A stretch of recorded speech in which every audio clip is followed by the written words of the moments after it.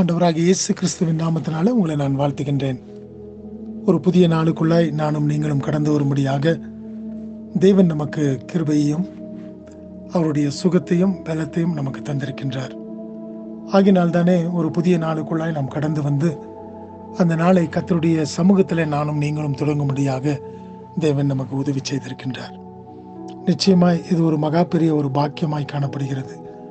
ஏனென்று சொன்னால், சகலவற்றையும் படைத்து சர்வ சிருஷ்டிக்கும் எஜமானனாக இருக்கின்ற அவர் நம்மை நினைத்து, அவர் நம்மை சிந்தித்து, அவருடைய கரங்களின் கிரியைகளாய் இருக்கின்ற உங்களையும் என்னையும் அவர் ஒவ்வொரு நாளும் ஜீவனையும் சுகத்தையும் பலத்தையும் கொடுத்து நடத்துகிறார் என்று சொன்னால், நிச்சயமாய் அது நமக்கு கிடைக்கப்பட்ட ஒரு மகா பெரிய பாக்கியம்தான். இந்த நாளிலும் கூட நீதிமொழிகள் 3வது அதிகாரம் 6வது வசனத்தை வாசிக்கின்றேன். Proverbs chapter 3 verse 6. உன் வழிகளிலெல்லாம் அவரை நினைத்துக்கொள், அப்பொழுது அவர் உன் பாதைகளை செவ்வைப்படுத்துவார். எனக்கு பிரியமான தேவச்சனமே, நாம் ஒவ்வொரு நாளும் கடந்து போகின்ற வழிகள் எல்லாவற்றிலும் நாம் அவரை நினைத்து கொள்ளும் பொழுது அவர் நம்முடைய பாதைகளை செவ்வைப்படுத்துகின்றவராக இருக்கின்றார். ஒருவேளை நாம் அவரை நினைக்கவில்லை என்று சொன்னால் நம்முடைய பாதைகள் செவ்வைப்படுத்தப்பட மாட்டாது, இல்லைங்களா?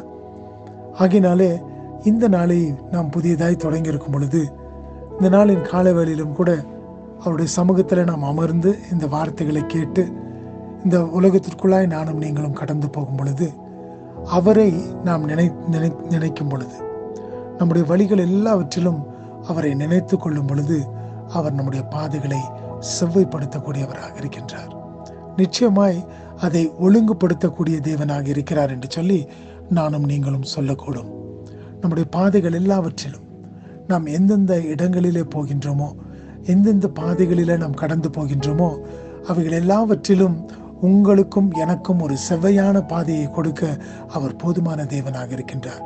ஆகினால இந்த நாளிலும் கூட இப்படிப்பட்ட தேவனுடைய கரத்தில் நம்முடைய வழிகளை நாம் ஒப்பு கொடுப்போம்.